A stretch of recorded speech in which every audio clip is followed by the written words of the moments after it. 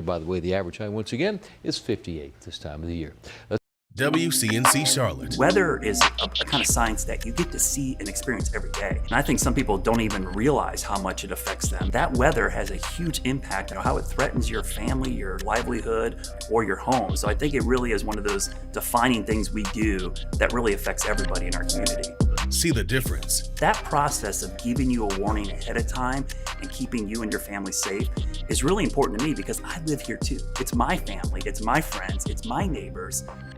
Well, small businesses are the backbone of any growing city, but when it comes to staying afloat, attracting customers, that's just half the battle. Chris Moxley, Jerry Shepard, and Scott Wooten started their streetwear clothing brand 704 Shop 10 years ago, boasting some of the biggest symbols of the Queen City, including UNC Charlotte, Charlotte FC, and the official Charlotte Crown. WCNC Charlotte's Kaylin Hagwood visited their store in South End for a chat with Moxley. He also serves as chair for the Charlotte Alliance Foundation, working to support small businesses in the region. Here's a bit of their conversation and what he had to share about the needs of Charlotte businesses today. A study by Lending Tree found that roughly 1 in 5 small businesses actually fail within the first year. Are you surprised by that? I'm not surprised by that because small businesses typically struggle with, they're good at making the thing, right? Whatever your product or your service is, but you're not going to be successful unless you're skilled in a lot of other things as well. And resources are scattered about. If you're just getting started, it's very, very difficult. Where are you going to get capital? Where are you going to get the support and mentorship and guidance? Like, who's going to be an advocate for your business beyond friends and family? Our first 2 years in business were the most challenging, right? We didn't have a blueprint, we didn't have a plan. We just had a goal. How did you make it beyond those 2 years? How did you make it past that point? First of all, you just got to keep going, right? Don't give up on your dream. Don't give up on what you're doing. If you believe in it, and we did believe in it. We started doing more pop-ups. We started doing more events. How do we start to really build community around 704 Shop, and what does that look like? And what does that narrative look like? For the folks watching, if you're trying to think of a way to assist small businesses and what can I do to help, right? Buy local, find your favorite small businesses, your favorite brands, whether it be products, services, gift cards even, and figure out a way to support a small business or two on Black Friday, Small Business Saturday, or Cyber Monday. And the Charlotte Regional Business Alliance has several tools to support small businesses, including scholarship and loan programs. You can find more details and hear more of Kaylin's interview with Moxley on WCNC.com and on the WCNC Charlotte mobile app. Welcome back. November is Native American Heritage Month. WCNC Charlotte wants to share those voices and stories, of course, both past and present, and highlight the longstanding culture running deep here in the Carolinas. At the Museum of the Cherokee People, visitors can walk through history of the tribe, but the museum recently discovered culturally sensitive items that were on display. Wake Up Charlotte anchor Sarah French shows us how museum organizers responded to the disruption with the help of Cherokee artists. We have a responsibility to our community to make sure that we're not doing anything that doesn't align with Cherokee protocol. The Museum of the Cherokee People is one of the oldest tribal museums in the country, founded in 1948. It was urgent. But Executive Director Shayna Bushyhead Condell said the museum recently had to pull several objects from display. We realized we had ceremonial and funerary objects that should not be on view. We took about 117 objects off view at that time. What do we do with those empty cases? The current exhibit at the museum, called Disruption, was just that. That became a learning opportunity. It's not always easy story to tell. It's not always just black and white. Education Director Dakota Brown advocated for Cherokee artists to step in. We're not descendants of, we are Cherokee people. And Cherokee artists responded with contemporary art that you see now throughout the museum. We're still writing our story and we're still telling our story. People don't have a clear idea of what contemporary Cherokee people are today. The museum now working to raise awareness on a group of people who haven't always had their voices heard. In the museum world, we were sort of 20 years ago saying, hey, what if you ask Native people to be at the table when you're doing an exhibit about Native people? And today we have the honor and privilege of doing it ourselves. This is going to be in our own voice, which is so incredibly powerful that we moved that far in the museum world in 20 years. I love it. Disruption is on display until December 29th. The museum is also gearing up for a brand new renovation. They're open every day, 9 to 5. For more stories on the museum, just visit our website, WCNC.com. For WCNC Charlotte, I'm Sarah French.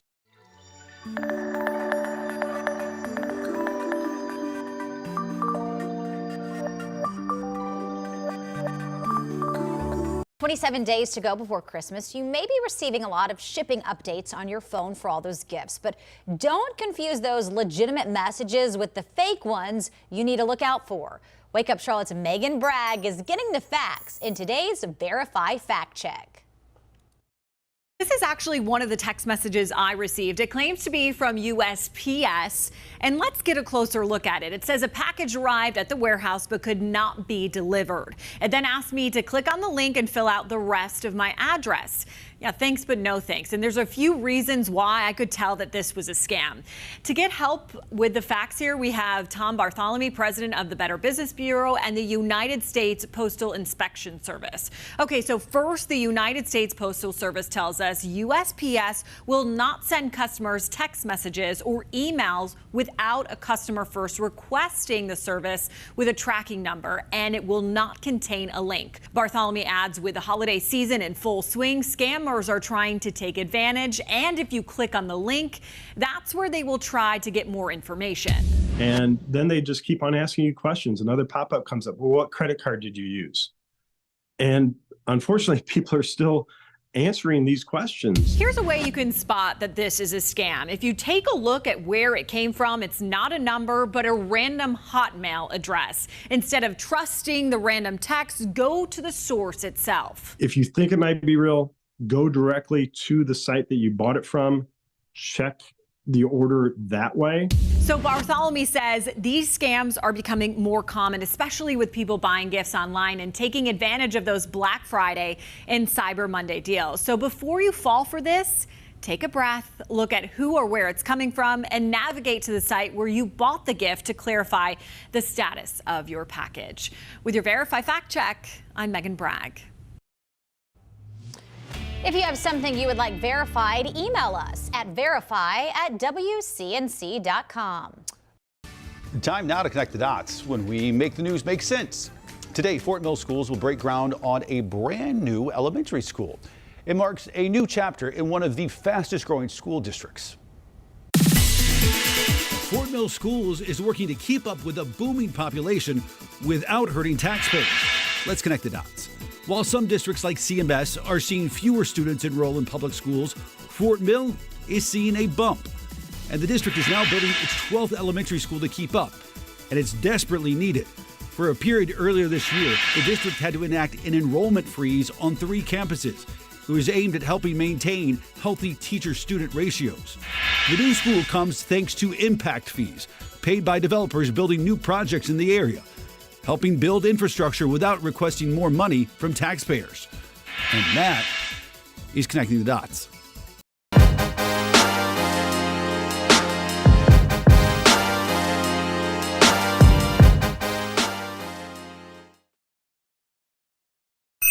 Wake up to the news that matters most with meteorologist and traffic reporter Chris Mulcahy. And we're all clear. We're keeping you smarter, safer, and on time. Start your day the Mulcahy way. See the difference. 4:30 to 7 on WCNC Charlotte. 5:37 now. We're asking, where's the money this morning? Well, this one's for the parents and students getting ready for college. There's some changes coming to FAFSA that could save you some money. The free application for federal student aid is adjusting how it gives out money for school. So here's 3 things that you can use. Now, first, we're talking about the Pell Grant. It's a form of aid that's typically given to students coming from those lower income families. That's why the aid is based on need. And here's how the Pell Grant is changing. So FAFSA is making the eligibility requirements cover more kids. So not only will more students be able to qualify, but then the ones that already do could get even more much needed help. The form itself is going to ask fewer questions as well. Now, researchers at the U.S. Department of Education are actually counting up how many peers should expect more rather, and means the number of students eligible for the maximum Pell Grant is about 5 million. And that maximum, by the way, sits at about $7,400. Guys? When it comes to the rules of the road, we know we have to follow them. But one viewer texted us wanting to know if emergency vehicles also have to follow those rules when their emergency lights are off. Wake Up Charlotte's Megan Bragg verifies. The text we got from a viewer claims they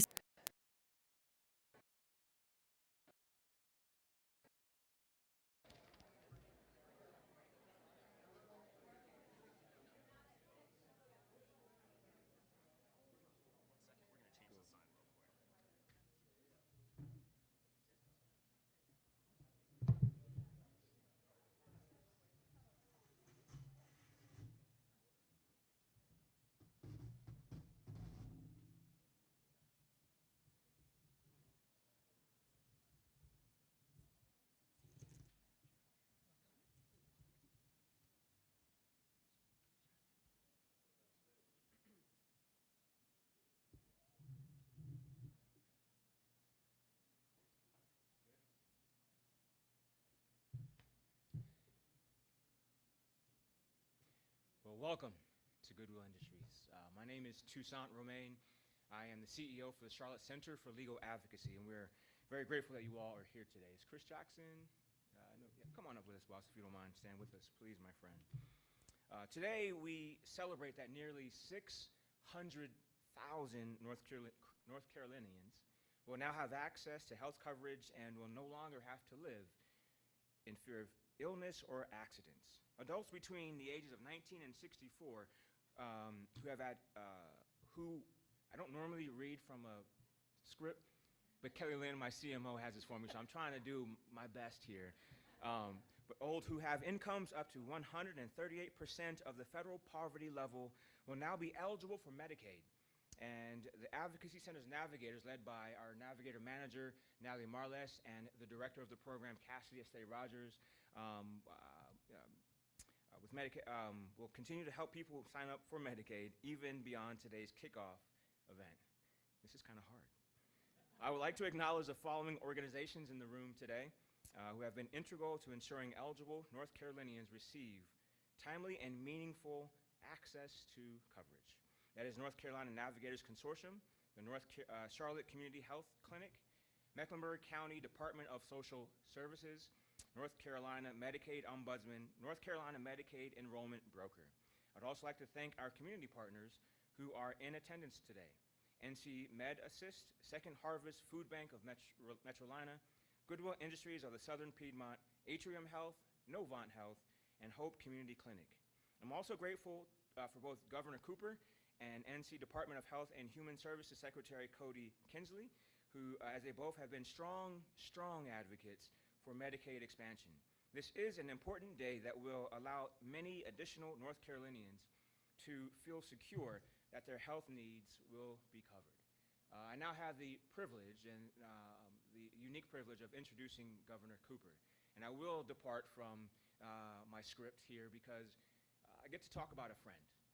In 2016, during a very tumultuous time here in our city, I found myself in the middle of some events. At 2 a.m. in the morning, I get a phone call from someone who says, "Hey, this is Roy Cooper. How can I help you? What does the city of Charlotte need?" A few years after that, Governor Cooper called and said, "Hey, I need your help," and they pointed me to the North Carolina Human Relations Commission, where I was there and I was appointed as the chair. It is quite an honor then today we're both here in the same place a third time, looking to help our community in the city of North Carolina, to help our state with this particular impact. But most importantly, we're now focusing on the most vulnerable in our community. So Governor, if there's ever a legacy that you'll leave for me, it's as someone who cared and who showed up to help the people. And for that, you will always be a hero to me. So I welcome and introduce to you Governor Roy Cooper.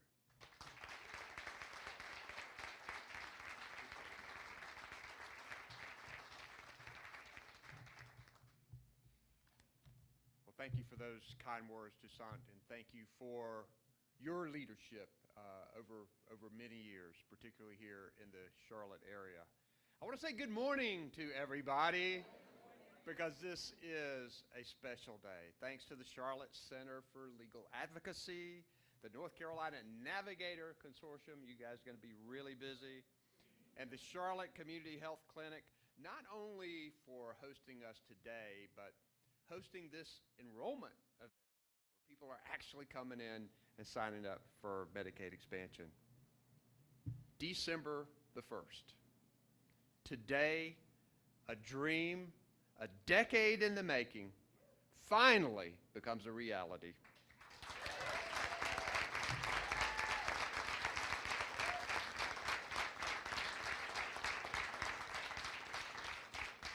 Today, we make real the promise of affordable, quality health care for so many.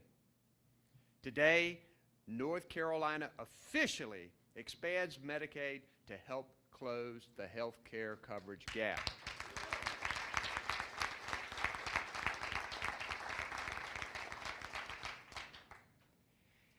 It's been a long and winding road, folks. Many of you have been on that road with me, but we've arrived. There are a lot of people I want to thank, and I know Secretary Kinsley is going to thank a lot of folks like Matt and Betsy and a lot of the people that he has on his team. But I especially want to recognize the bipartisan group of legislators who are here, who supported this effort and helped us get it across the finish line. I'd like all of you guys to stand up and face the audience, and let's give them a huge, huge ovation.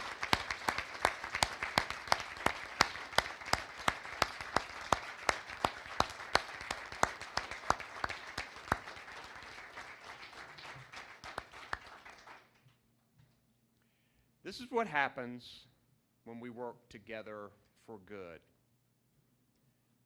At the end of September, right after Medicaid expansion got the final green light needed to move forward, I spoke at an event in Greensboro. And on my way out, a woman was waiting near my car. I told troopers, it's fine, because she looked so sincere. Her name was Victoria.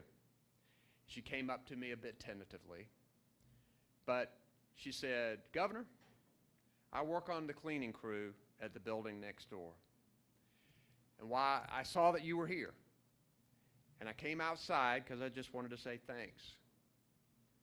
I've been making for years, because I needed to feed my family, a little bit too much money to qualify for Medicaid. But I didn't have enough to afford my own insurance, and I wasn't making enough to qualify for subsidies under the Affordable Care Act. She told me, now because of Medicaid expansion, I'm not going to have to worry about affording a doctor and getting the drugs that I need." And she looked at me and tears were in her eyes. She said, "This is going to change my life." They were tears of joy that I know are flowing in many families today. Because for years, I've heard these stories from child care workers. 25% of our child care workers didn't have health care. Most of them can get it now. Restaurant workers, people who look after our seniors, custodial workers, people with 2 or 3 part-time jobs. The list goes on. And every single painful story has mattered, and every single painful story has helped us to reach this day. I won't forget Victoria, because she was the very first person I met who could actually walk up to me and say, "My life is going to change December the 1st. And here we are on December the 1st.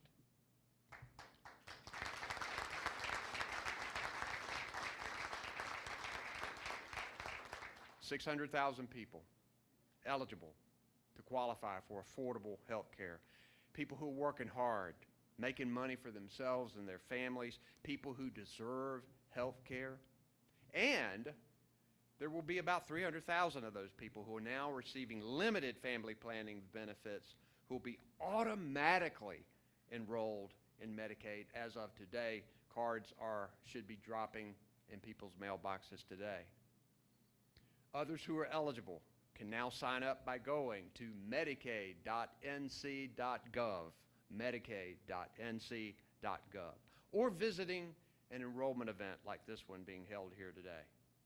I'm going to let Secretary Kinsley tell you a little bit more about his department's innovative work to help reach as many eligible people as possible, because they're doing some good work. And in fact, you know, during COVID, during the pandemic, we had a lot of community leaders who stood up and helped us reach communities that were having a hard time getting services, getting help.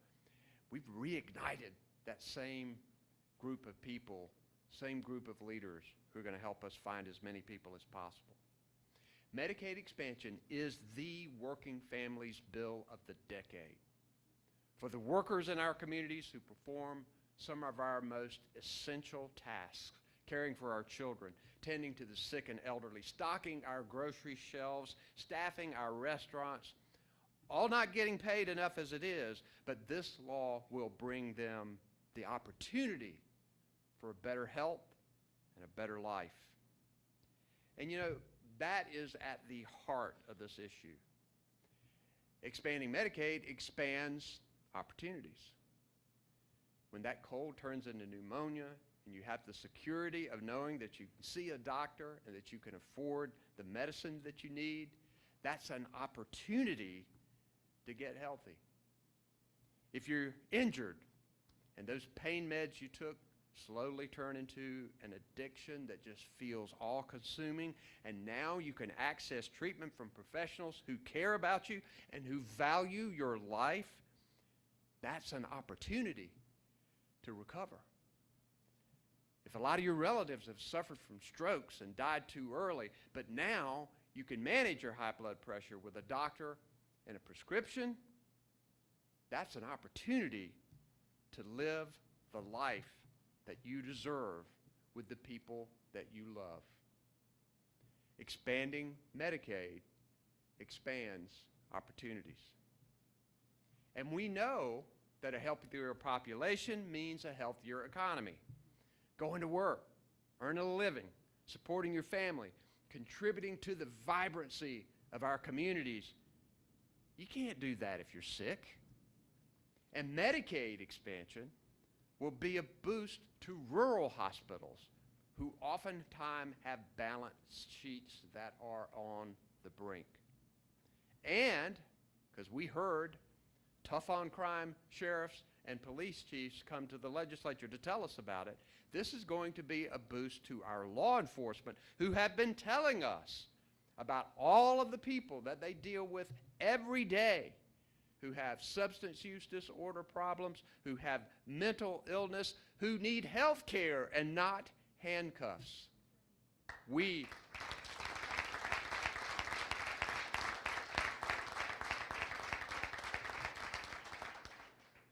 can help those law enforcement officers today and the taxpayers today.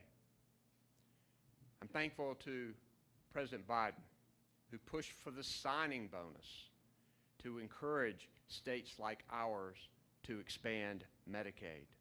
And that bonus means that we've unlocked an extra $1.6 billion, most of which is going to be used to improve our behavioral and mental health care systems that have been underfunded for far too long.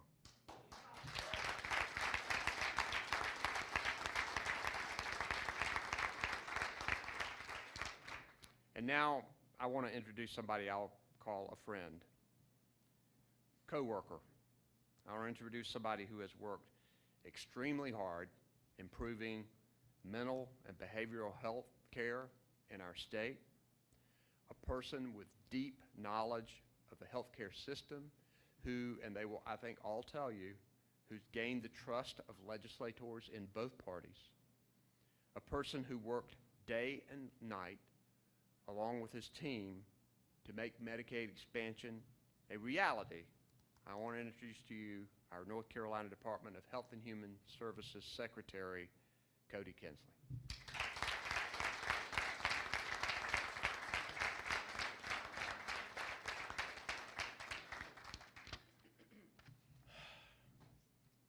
Today is certainly a historic day. It is a wonderful day. It is a remarkable day. But the word that I think comes to my heart first is that it is a day of relief. Relief for 600,000 North Carolinians, 80% of whom are in working families, who on average come from our rural communities more than any other place. Today is a day of relief for them because they can go have that preventative health checkup that they've not been able to have. They can stay healthy and well for their children and for their families, something that has been so hard for them to do. They can go to a pharmacy and get a prescription filled instead of trying to figure out, how do I get this changed to generic? And how do I call a provider to get that change done? And how do I find a coupon to manage it? They can just walk in. And to have the peace of mind that if they get very sick and they end up in an emergency department, that their lives will not be forever saddled by a debt that they will not be able to shake. Today is a day of relief. All of you and all of those around our state who raised their voices and hoisted with their shoulders to lift us to this moment, especially in the roughest times. Our legislators who spoke out for this when it was not popular, our advocates who never lost the vision of where we needed to be, our business leaders who said this is a smart investment in our communities, our counties and our law enforcement leaders who said we need to help people differently from getting stuck in our jails. But folks, without question, there is one person who never wavered on this from the very, very beginning. Someone who knew when to be loud and when to whisper, when to reach out and pull folks together and when to go after the person who they needed to go after, who knew how to push it all aside and how at the right moments push it all to the middle of the table and said, this is the moment. And friends, that person is Governor Cooper.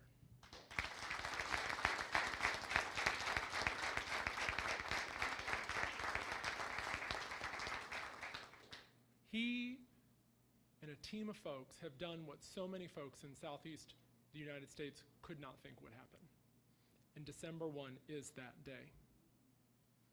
I also want to thank the team at the Department of Health and Human Services who have been working tirelessly, who, as you may know, we have set a couple dates and got really ready and then changed and got really ready again and changed because we wanted to always be ready to go.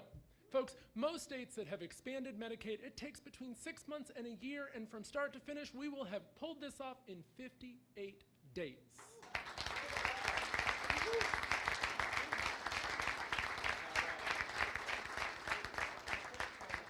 That is because they have worked round the clock. They have updated technology. They have constantly stayed focused on this moment. And last night, as the clock rounded the top of the hour from 12 to 12:01, nearly 300,000 people woke up with full comprehensive health coverage.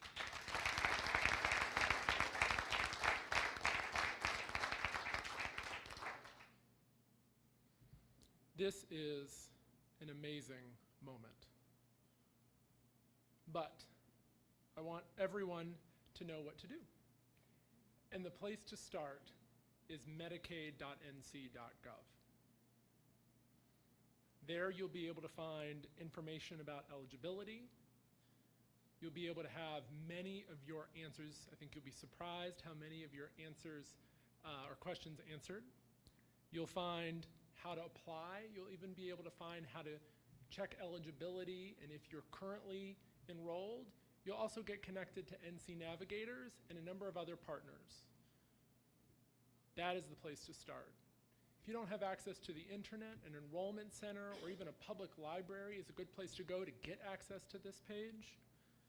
And then of course you can also go to any of our county departments of social services who have also been working round the clock to prepare for this moment.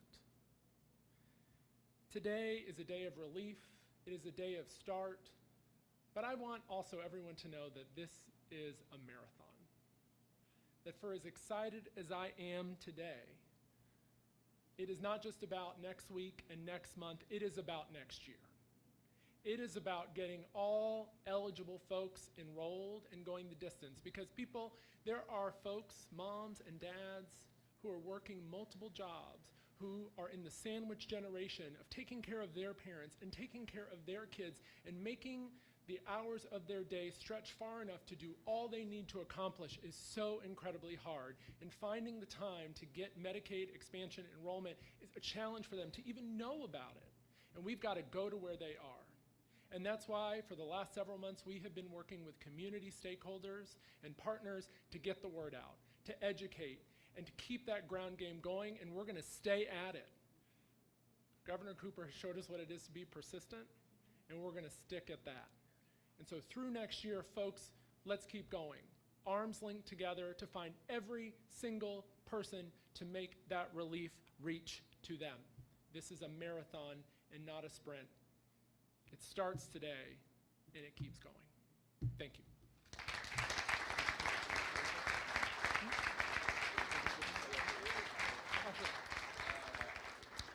It is now my great pleasure to bring forward a partner who has been part of this for a long time and who is going to stay part of it for a long time to get this work done, and that is the CEO of the Charlotte Community Health Clinic, Carolyn Allison.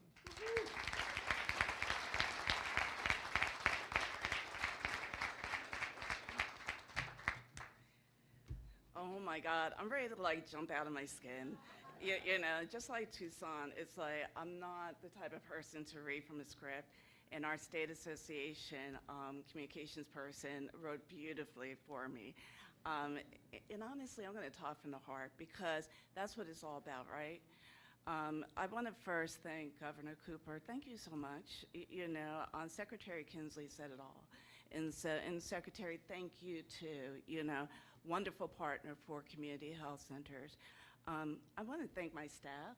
Some of them are standing behind me. Some of them are here. We're the only medical practice within this building and also a dental practice in this building. I want to thank Chris Jackson, the president of Goodwill, and also the partnership that we have with Charlotte Center for Legal Advocacy. Thank you so much, Tucson. I'm also very grateful for being a board member on the Charlotte Center for Legal Advocacy. So I'm serving kind of two roles. But you know what? As I was sitting back here and listening to everyone talk, and like I said, I'm going to go off script. We run a community health center. And I say we because I have the opportunity to talk about it, but it's those people behind me who make it happen. They don't all work at the community health center. Some of them are partners with our community health clinic. But honestly, the individuals in this community and across North Carolina, they need the people behind me. They need the people behind me. And you and others and our elected officials and everyone who goes out to vote has made this happen today.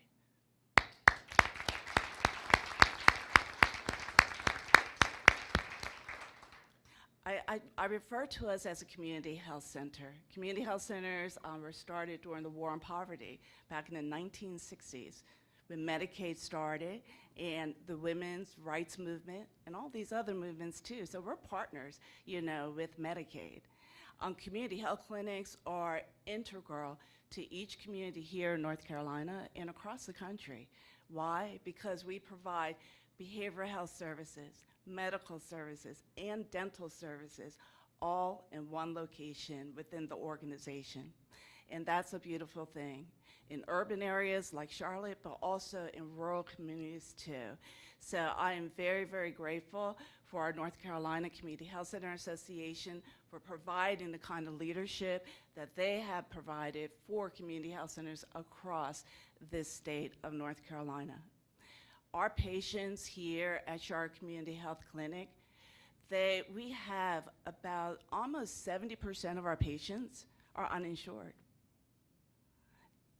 We served last year close to 6,000 individuals, almost 70% uninsured. That's unheard of.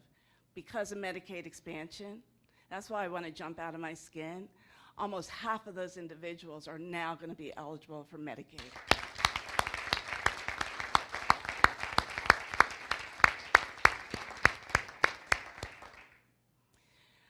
I only have a couple of minutes to be here, but I could talk all day because this is very passionate to me.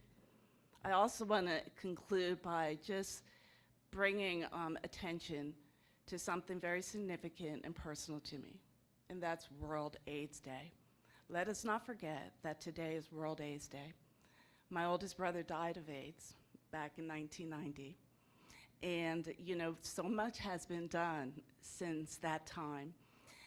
And let us continue to work. Community health centers also provide Ryan White services to individuals, all kinds of services. So it is World AIDS Day. Let's continue to fight from that standpoint too. God bless you, Christopher.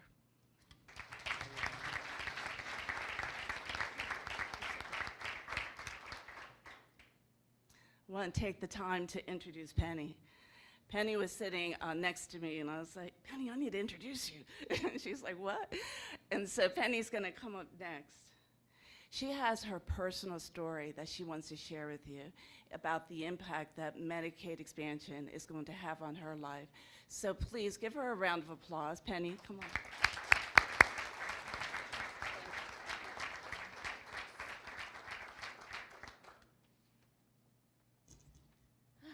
Good morning, everyone. Like you, I have to read from a script, but first I want to thank Jordan for doing the breathing exercises with me because I was so scared to do this. I really was. Today is a great day that has been a long time coming. Today is the first time in a long time I've had health insurance coverage in North Carolina. I cannot express the life-changing that is going to be for me and hundreds of thousands of North Carolinians across the state. Back in 2013, I was able to have breast cancer and cervical Medicaid program. Unfortunately, I was diagnosed with breast cancer then. I was able to get treated, but the last day of my radiation treatment, I lost my coverage, which was February 14th. My oncologist wouldn't even see me anymore, and because I didn't have any health insurance. So right now I do want to take the time to thank Dr. Graham, David Graham, my oncologist, he's my oncologist now, who took me on as a patient and not charged me anything.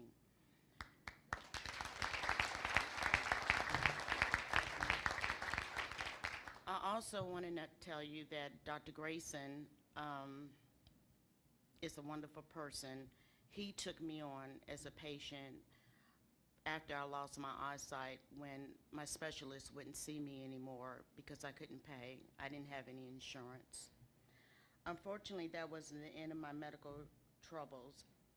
I ended up having an aneurysm, surgery twice, losing my vision, and of course, I lived in fear of the breast cancer coming back.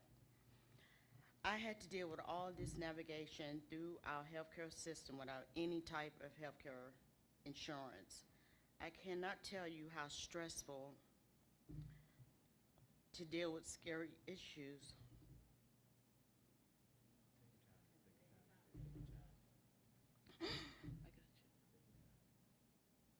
It's all right. Mm-hmm.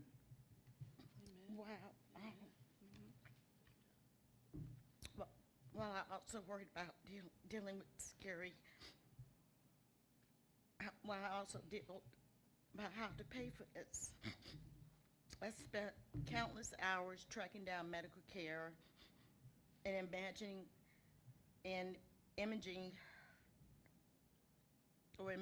that one day this would happen, that Medicaid expansion would be passed. It took 10 years. Amen. 10 years. Amen. I still ended up facing thousands and thousands of dollars in medical debt. But because I had the audacity to get sick, I said in one interview, it's like I got sick and I was punished for it. And now having health care insurance just didn't impact me. It impacted my family. Not having health care insurance didn't impact just me, but impact my family and my loved ones.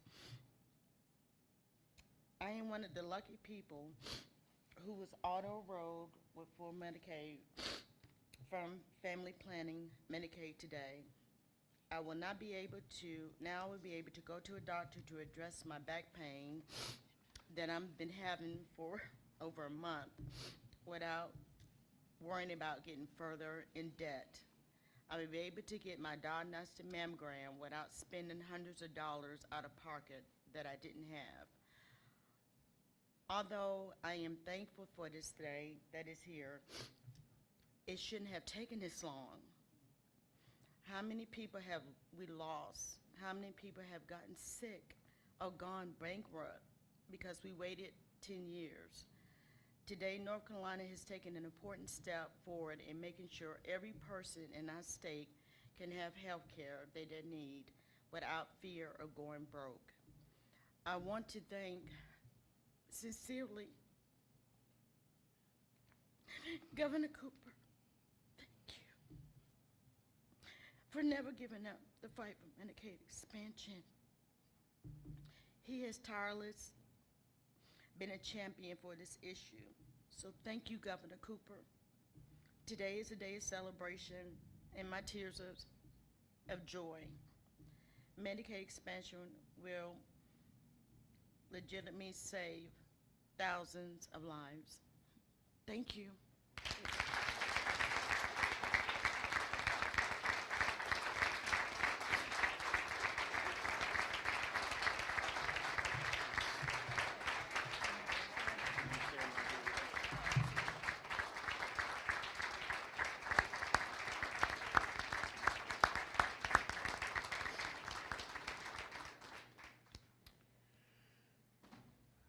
One of the things I did on this journey was travel all across the state and have roundtables with people telling us what their struggles and issues were. Penny was one of those people. I just can't even imagine how much courage that you have to come here and lay your whole life bare, to be able to talk about your illnesses specifically and the struggles that you've had. It is an amazing thing that you were able to do that. And I want to, like I told you before, but I want to tell you this. I know it was hard, and I know that you talked to me about how much you struggled talking to people about this, but because you and many others were brave enough to get out there and to just lay it bare, so many people today are going to benefit from your bravery and your story. And I am deeply, deeply grateful for that.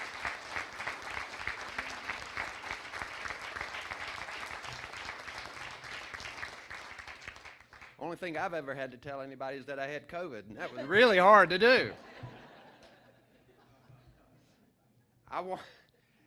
Yeah, and Jordan, you should have told me about those breathing exercises because this has been an exciting day today too. So, yeah, all of us. Penny, on behalf of the people of North Carolina, I want to present to you your Medicaid card.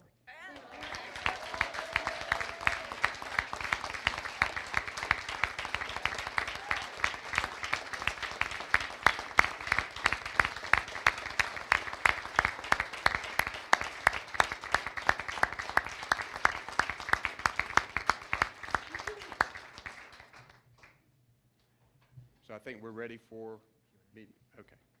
All right. Take questions from the media. You can. I promised you you could leave during this part. Yes.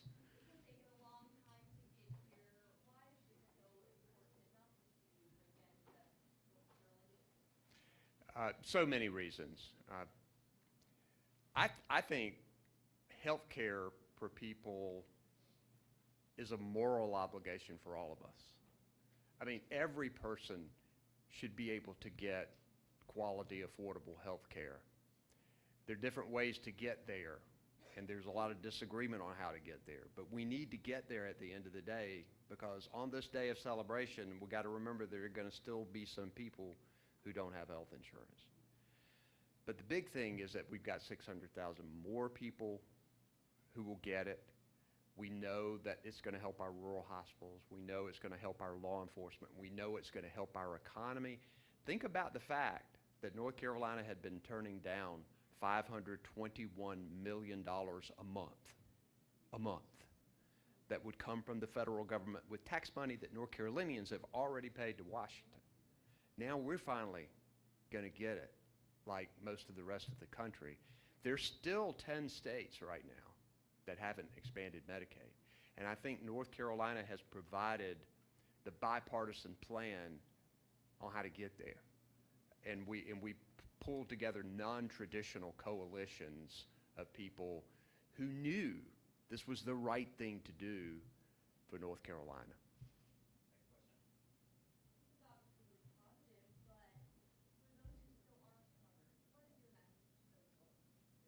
Well, first, see if you qualify for Medicaid expansion, and there are a number of other ways that you can be helped with health insurance.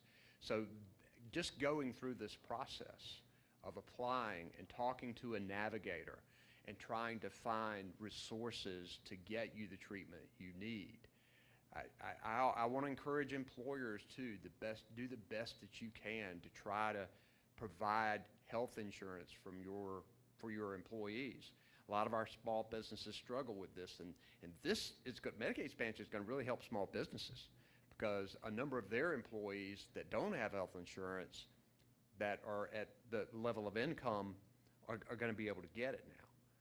But we need to continue to work until we get to the day when everybody has health insurance.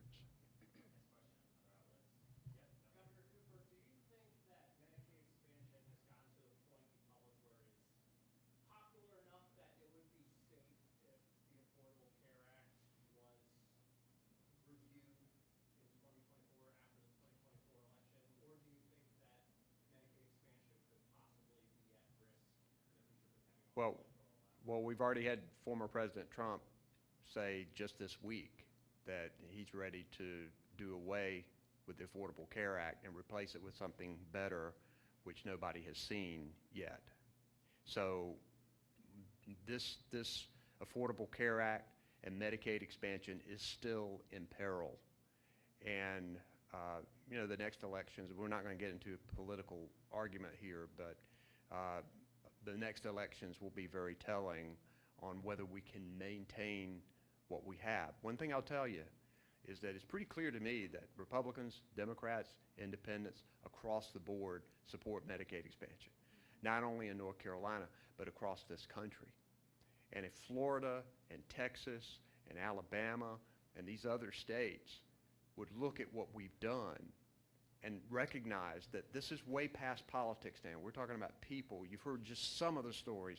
There are thousands of stories across this state that just will wear you down because they're so poignant and they're so true that I think most officials, when they would see it, these scare tactics on this, I think one of the reasons that Republican leaders, and we've got a few of them here who've been with this for a long time, but some of the reasons that there's a changeover was that they now believe that this was here to stay. And I believe it is too.